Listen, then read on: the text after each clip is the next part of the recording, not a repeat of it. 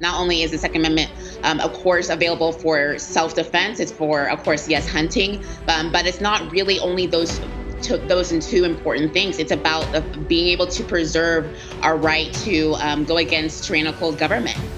A new group of voters may change the course of the presidential election. The coronavirus pandemic and nationwide protests have led to a surge in new gun owners, and activists believe this boost could help pro-Second Amendment candidates. Spokesperson for Gun Owners of America, Antonia Okafor joins me now to explain. Antonia, these numbers are striking. 2.5 million Americans became new gun owners during this pandemic. Do you think these new gun owners will create that powerful voting bloc?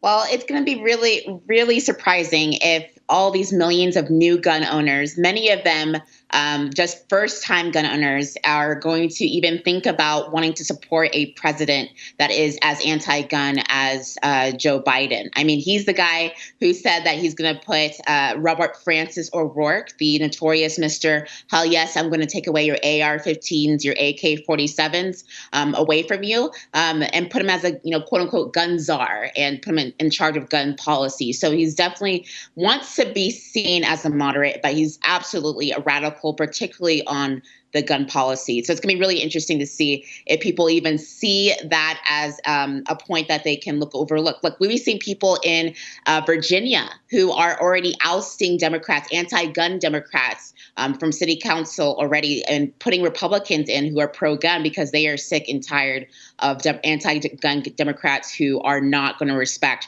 their Second Amendment. Here's what the NRA is saying on this.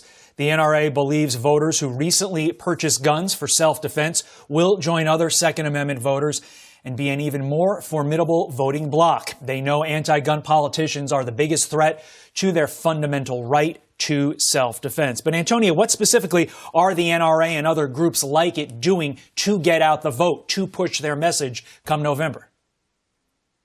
Yeah, with Gun Owners of America, we've always been very focused on our no compromise policy, which means not only is the Second Amendment, of course, available for self-defense, it's for, of course, yes, hunting, but it's not really only those and two important things. It's about being able to preserve our right to go against tyrannical government. And that's what we're seeing, especially now during this COVID-19 time. So what we're seeing is that we want to push the gun vote like we've always done before, like we've worked with VCDL in Virginia or earlier in January, where we had hundreds of thousands of people who were there in Virginia state capitol who were ready to push for their Second Amendment rights. And we're going to continue to push that in the Senate races in Montana, in the Senate races in Colorado, where it's very, very important that we get the gun vote out. So we're going to continue to do that as we approach November.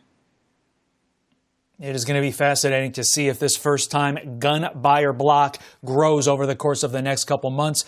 We'll check back in with you to see what the situation is. Antonia Okafor, we appreciate your time this morning. Jillian, over to you. Thank you, Todd.